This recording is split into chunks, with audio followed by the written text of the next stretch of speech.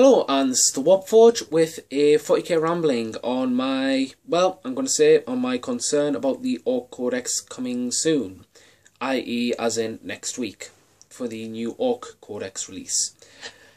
And I say this because I'm going to say straight off the bat, this video may sound a bit too critical or a bit too negative. And I don't usually use or make negative videos, but this does make me feel slightly concerned for the Orks. I'm going to be honest, and I try and be as neutral as I possibly can towards videos. So what I'm going to try and do is I'm going to raise my concern, but I'm going to try and make it as least negative as I possibly can, trying to minimise the negative aura I may produce from this video. So I apologise first off if this is going to sound a bit too negative. So you have been warned. Yesterday, because the time recording right now is Sunday and yesterday was Saturday, and on Saturday I sinned very, very badly, so badly.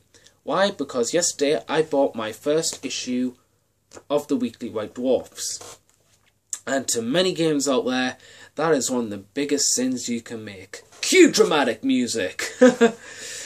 Yes, I basically bought this issue because of a White Dwarf exclusive article / unit entry, which was the Looted Wagon. I bought this mainly because it's an extra unit slot, adding more options to the Orks.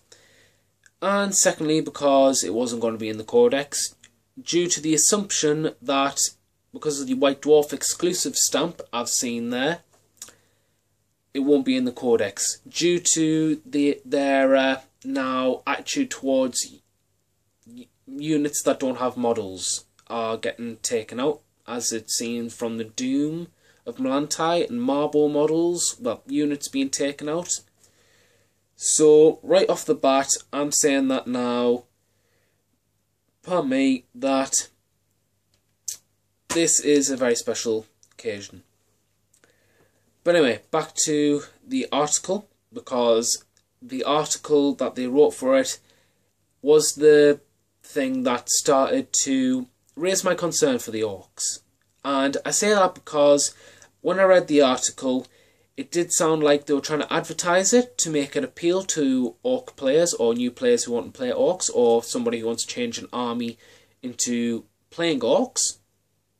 But beneath all the advertisement to make it appeal to you guys at home, and gals, my apologies, it does sound like that they had a small snotling or a small Gretchen tugging on your shoulder, saying hint hint, wink wink after every paragraph.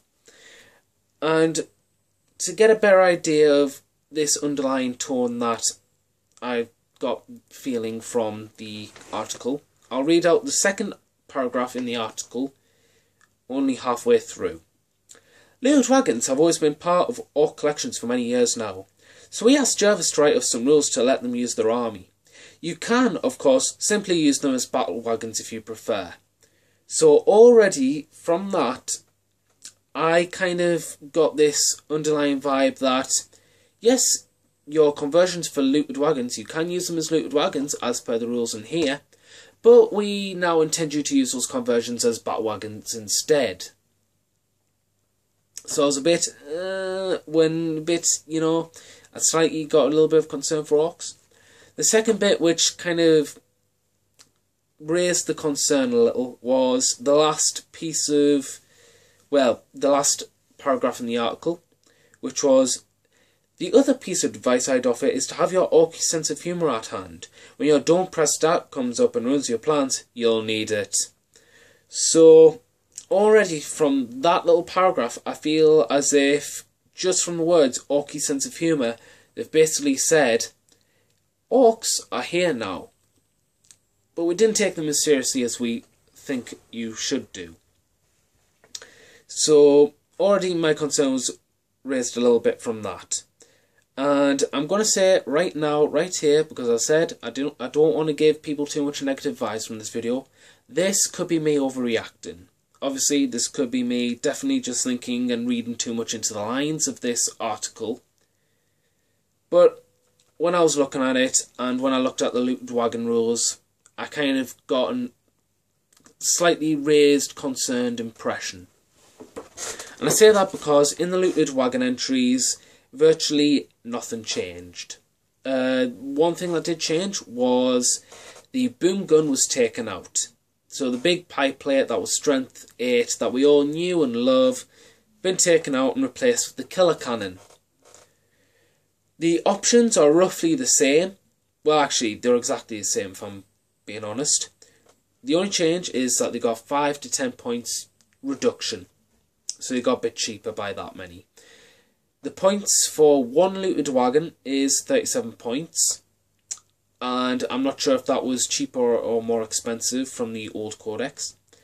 One thing I was a bit frustrated with, and I'm being honest with you, was that it's not taken in a vehicle squadron, which I think, for the rules of the Looted Wagon, it should have been. But that's just my opinion. The fire points, the access points, and the transport capacity didn't change. Don't Press Start basically got upgraded, well, not upgraded, but more updated for 7th edition, which basically says doesn't matter how many inches you moved on on your movement phase. If you roll a 1, you're going 12 inches whether you like it or not in the shooting phase. Another thing that another thing which is a massive rules loophole is the unit composition, which basically says the unit composition is 1 Gorkanaut.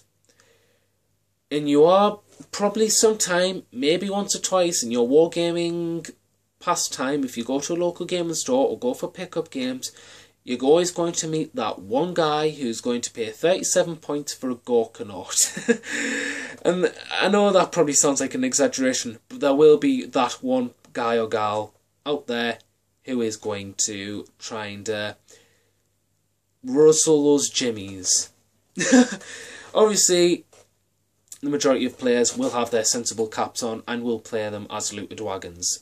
Because when I look at this, I'm certainly going to use it as a Looted Wagon. I'm not going to try and rip my opponents off and just say, I paid 37 points for a Gorkanaut. So, yeah, there was that. And overall, the whole unit entry, it does feel as if the editor had a spare 2 pages in the White Dwarf and just basically asked Jervis Johnson to come up with Looted Wagon rules in his spare coffee break. Why do I say that? Because, as I've said before, nothing changed. Virtually nothing changed, my apologies. Everything got a little bit cheaper or extra, but there was nothing added to it. There wasn't anything to make it a bit more orky, let's just say, like, I don't know, buying extra armour value points or making something odd. Well, they've already made that, but like just add more orky upgrades or more specialist upgrades, like custom mega blasters or that custom death cannon thing from the Gork or Morkanaut. You know, some just general things to make it a bit more flavoursome, orky and unique. But that's just my opinion. The other thing that did, that did slightly raise my concern was this little hint here. Well, hint, I say, it does reveal a lot about the Ork Codex coming up, was the Munitorium Battle Report.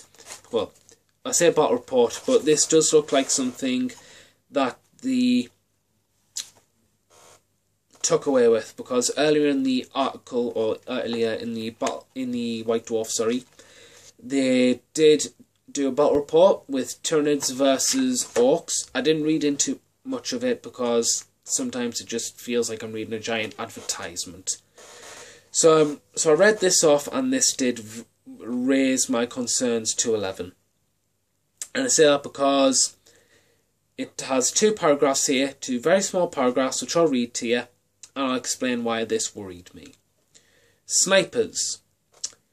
Target Ork characters to make it harder for them to pass their mob rule tests. the old mob rule test, well, the old mob rule, universal special rule for the Orks, was that if you're 11 or more models over, your unit is fearless. So already that's a massive clue saying that they're not fearless anymore. So a giant durable horde that shouldn't have lost momentum, to me, sounds like it's lost momentum. We all knew Orks to be a durable unit that no matter how many casualties they'll take, they'll keep on ploughing on. That sounds like you can now officially pin them. So a large unit of 30 boys, you can now pin.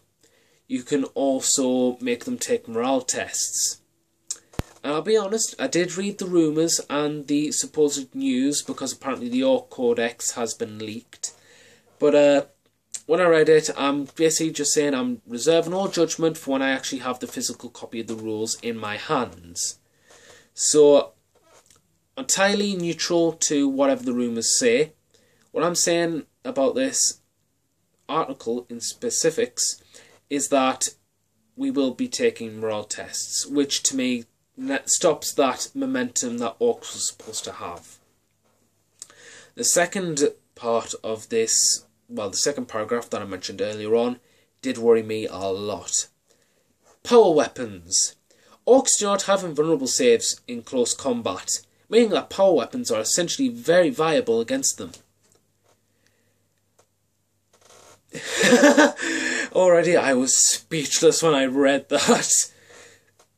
You know, you have like a knob squad. As you've seen in my older videos, I always took a knob squad.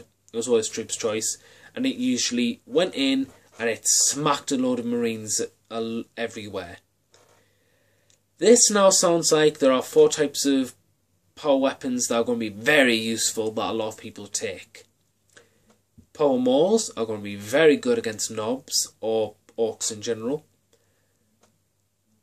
Well, there was power swords. Power swords are very good now. Force weapons are going to be the bane of Orks, especially knobs and possibly mega knobs, because mega knobs won't have an invulnerable save because it said no Ork has an invulnerable save.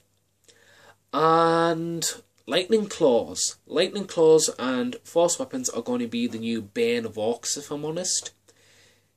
When you have a lightning claw, you'll be sticking it on a unit and you may have a pair.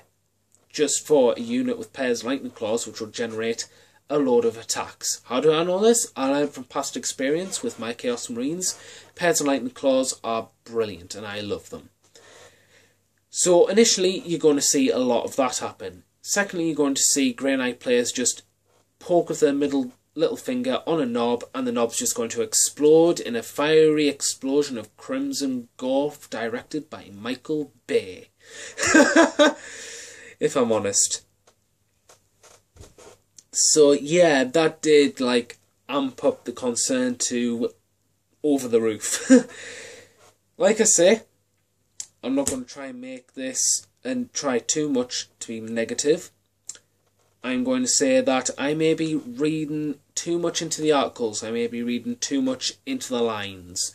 I may be over-exaggerating everything a bit too much because I don't have the codex and experience with that codex yet. So I could be over-exaggerating. But from the general tone of this issue of White Dwarf, I am personally a bit concerned for the Orks. And big reveal, I don't want to feel like I've been shafted a second time.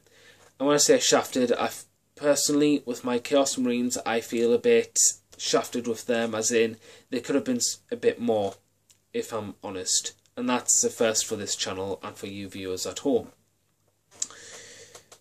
But I don't really usually like to go into the politics of this is broken, yada yada yada. I don't like to whine as much, because this is a channel just to show awesome conversions and see them in battle, if I'm honest.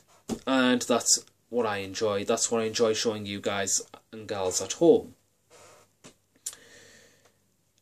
But like I say, I don't want to be shafted a second time, and I personally hope that I am very wrong about what I've said about this article, or this White Dwarf. I hope that I am very wrong and Orks have a very decent codex. So on a positive note, I really hope that I am wrong.